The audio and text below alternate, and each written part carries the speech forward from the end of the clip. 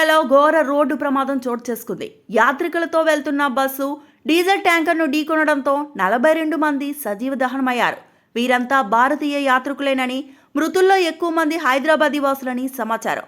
మక్కా నుంచి మదీనా వెళ్తుండగా ఈ ప్రమాదం చోటు చేసుకున్నట్లు ఆంగ్ల మీడియా కథనాలు వెల్లడించాయి. మృతుల్లో మల్లేపల్లి, బజారాఘాట్కు చెందినవారు ఉన్నట్లు తెలుస్తోంది. దీనిపై మరింత సమాచారం తెలియాల్సి ఉంది.